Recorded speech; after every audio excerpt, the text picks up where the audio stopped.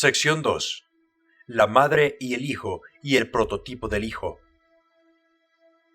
En tanto que esta era la teoría, la primera persona de la divinidad era prácticamente pasada por alto. Como el gran invisible que no se preocupaba por los asuntos humanos, él iba a ser adorado solo por medio del silencio.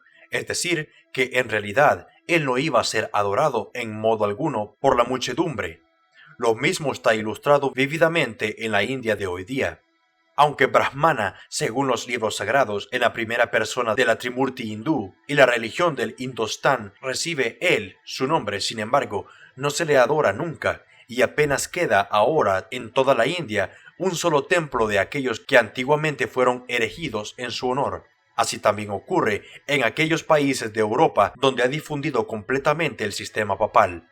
En la Italia papal, como lo admiten por lo general los viajeros, toda apariencia del culto al Rey eterno e invisible está casi extinguida, en tanto que la madre y el hijo son los grandes objetos de culto. Así exactamente ocurrió en Babilonia con respecto a esto último.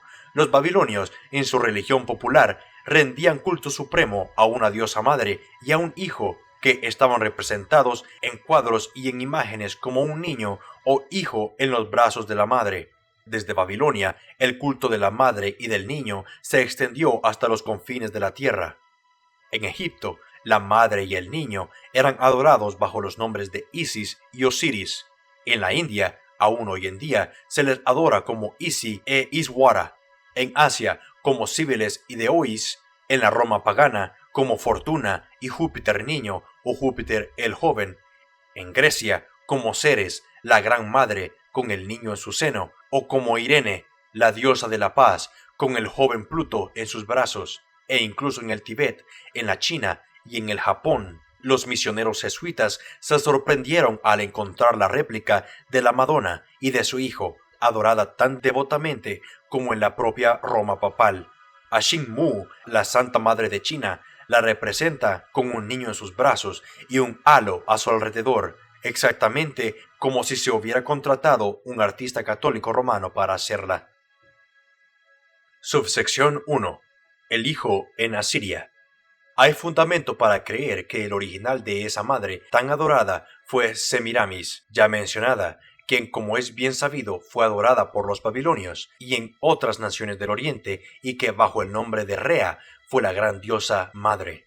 Sin embargo, fue del hijo de quien ella derivó toda su gloria y todos sus títulos para la deificación.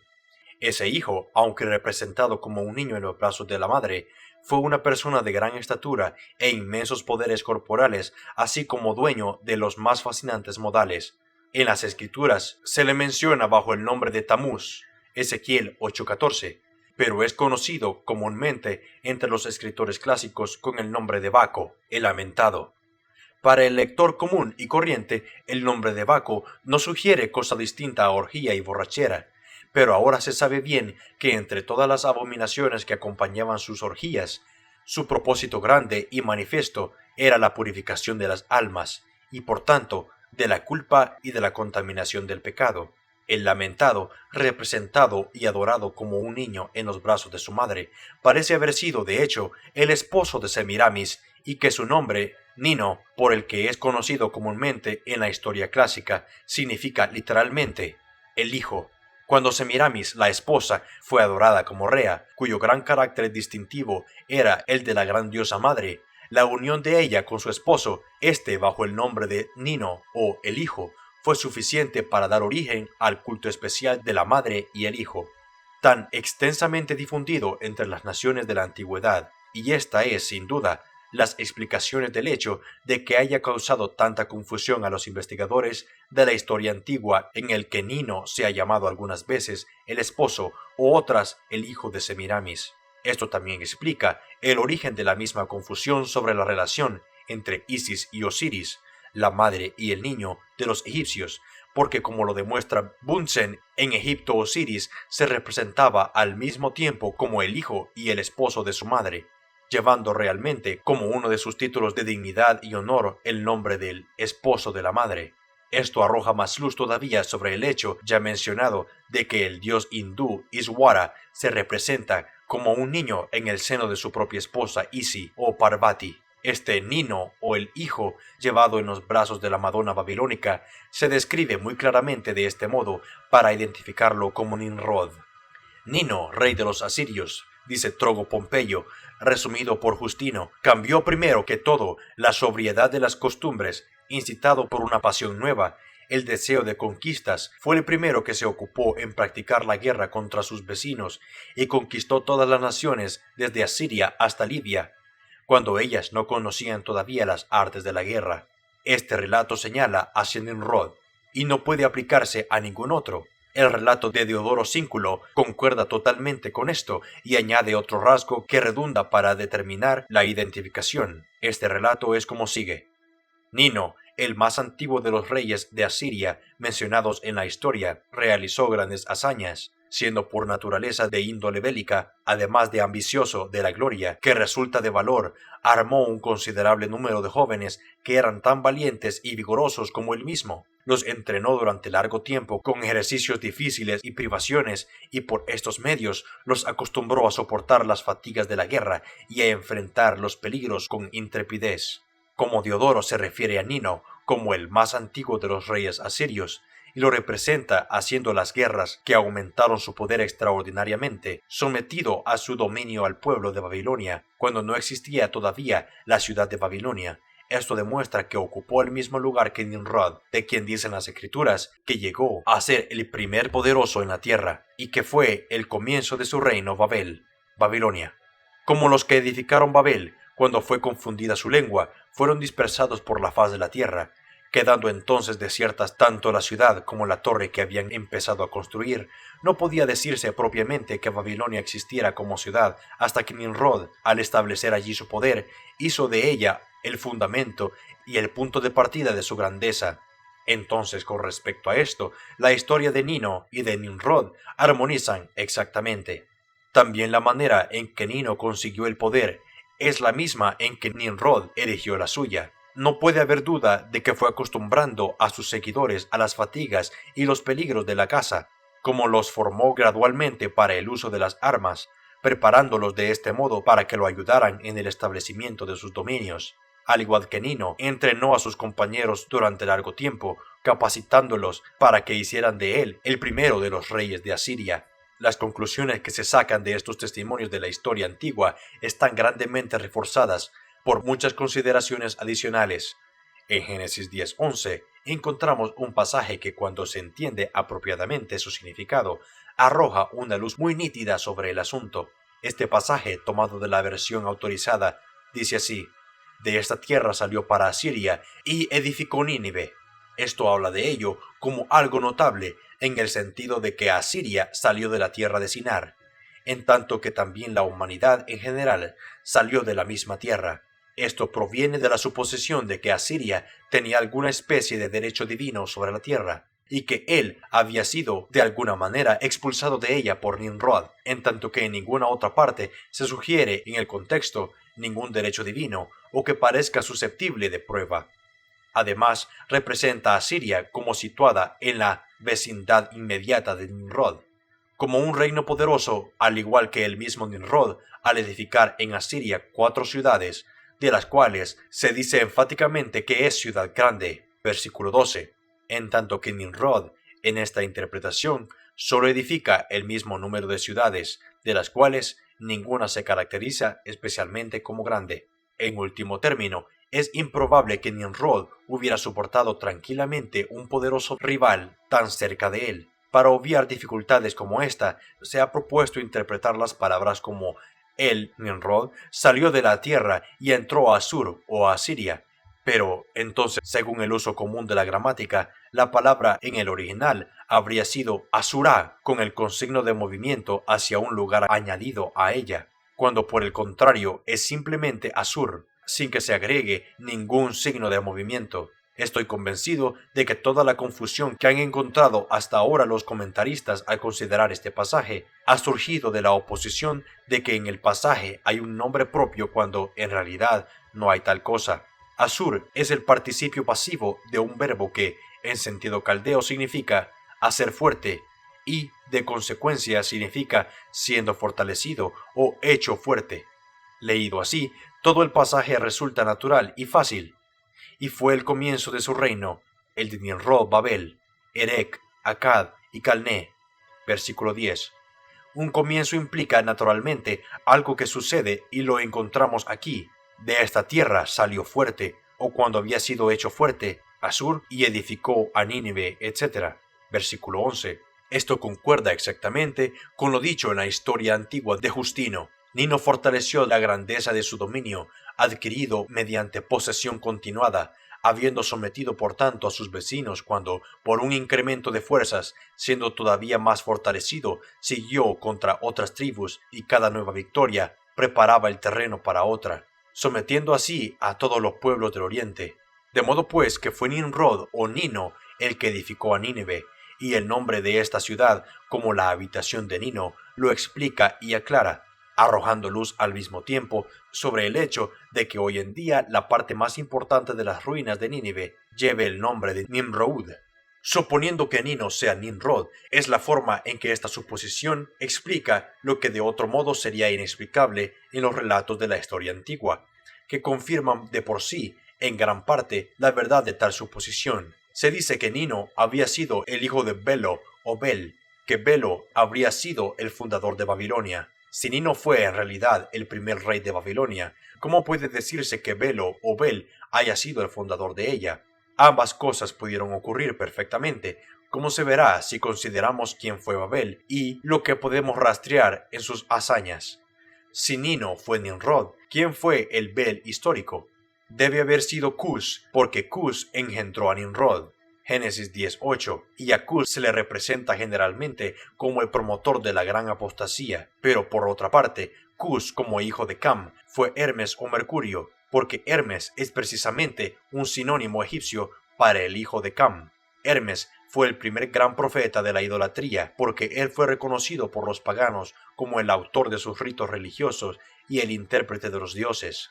El famoso Gesenio lo identifica como el babilonio Nebo, el dios profético, y una aseveración de Higino demuestra que era conocido como el gran instigador del movimiento que produjo la separación de las lenguas.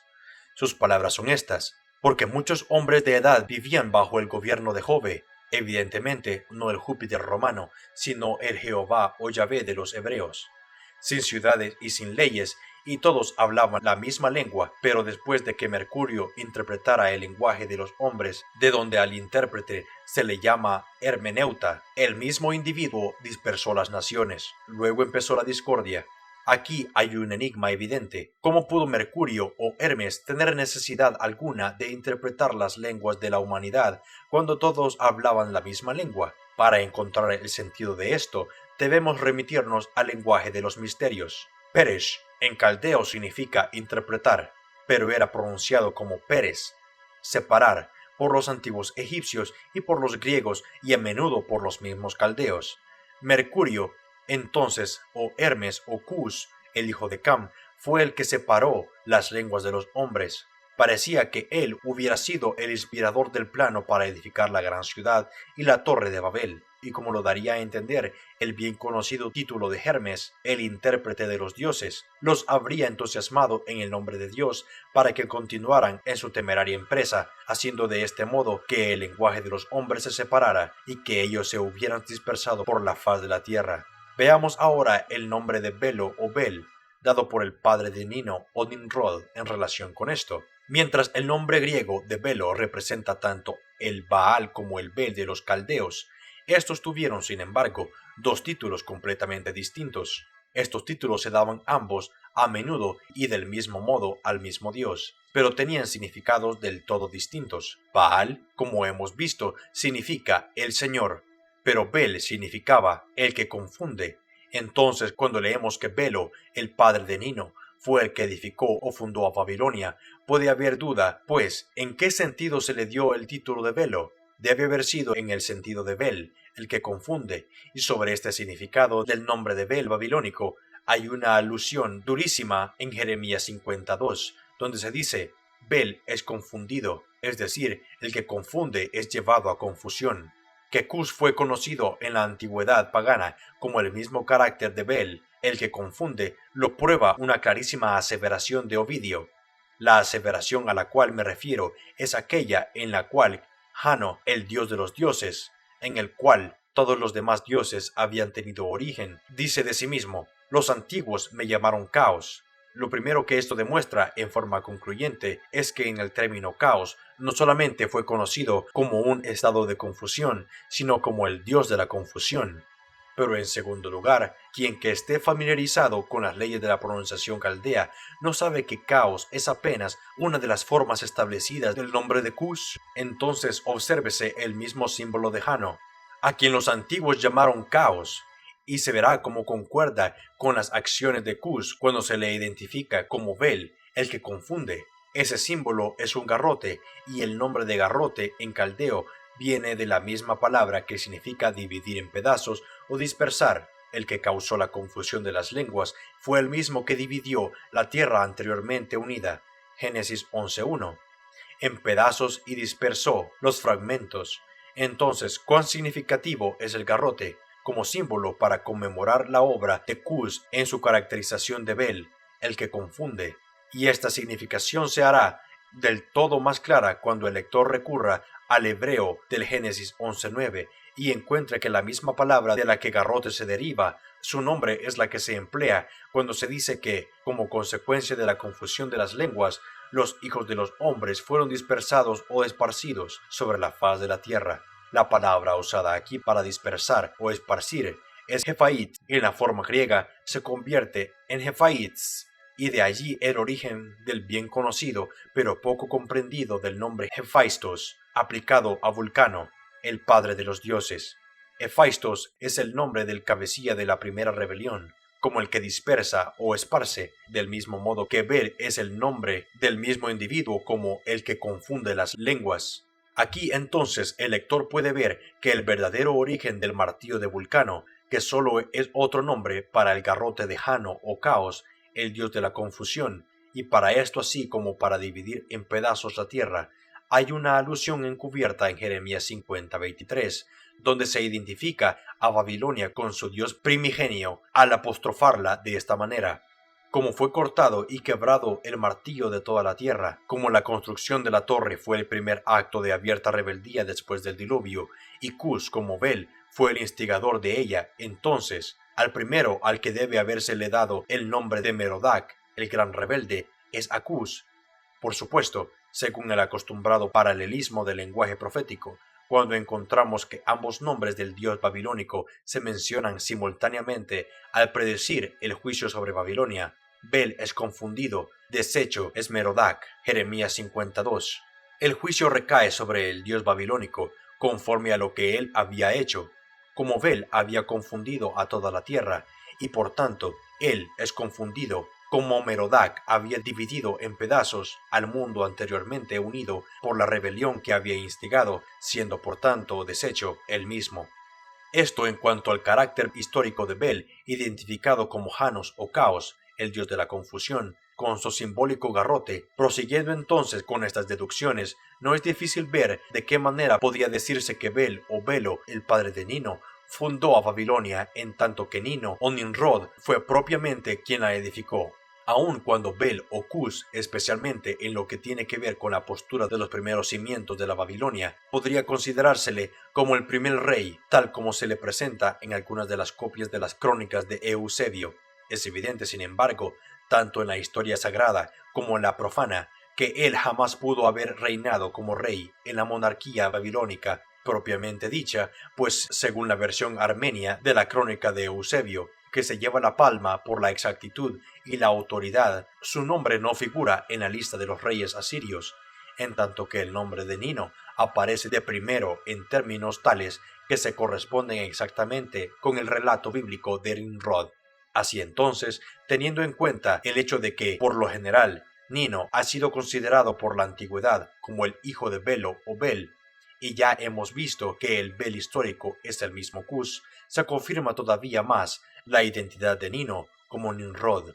Pero cuando consideramos lo que se dice de Semiramis, la esposa de Nino, la evidencia tiene un refuerzo adicional. Tal evidencia se vuelve concluyente al demostrar que la esposa de Nino no pudo ser otra que la esposa de Nimrod, y además revela uno de los grandes caracteres en los que fue adorado Nimrod cuando fue deificado. En Daniel 11:38 leemos sobre un dios llamado Alá Maosin, el dios de las fortalezas.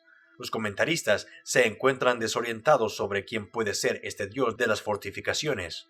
En los relatos antiguos, la existencia de cualquier dios de las fortificaciones se ha pasado por alto por lo general, y debe aceptarse que no aparece ningún dios con tal distinción ante el lector común y corriente. Pero la existencia de una diosa de las fortificaciones, todos saben que hay la más abundante evidencia. Esa diosa es Cíbeles, a quien se le representa universalmente con una corona mural o torreada o con una fortaleza sobre la cabeza.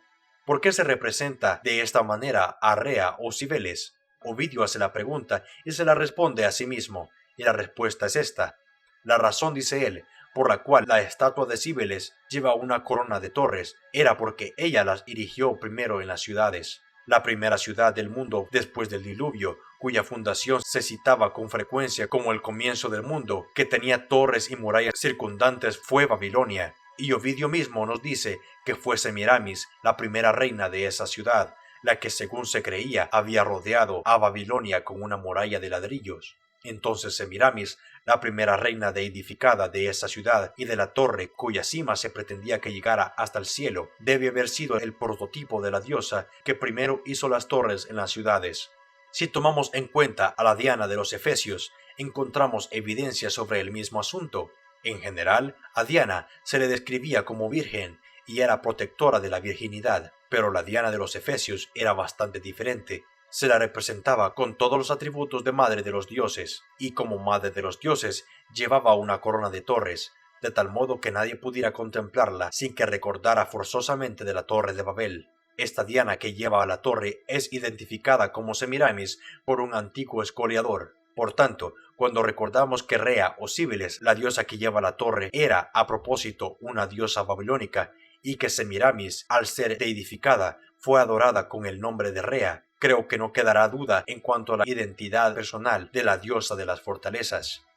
No hay razón para creer que Semiramis sea la única que edificó las murallas almendadas de Babilonia. Tenemos el testimonio expreso de algún antiguo historiador, Megástetes, conservado por Avídeno, de que fue Belo el que rodeó a Babilonia con una muralla, como fue Bel el que confunde quien empezó la edificación de la ciudad y de la torre de Babel, pero tuvo que dejarlas inconclusas. Esto no podía referirse a él, podría solamente referirse a su hijo Nino, quien heredó el título de su padre y que fue ciertamente el primer rey del imperio babilónico, siendo por tanto el mismo Nimrod.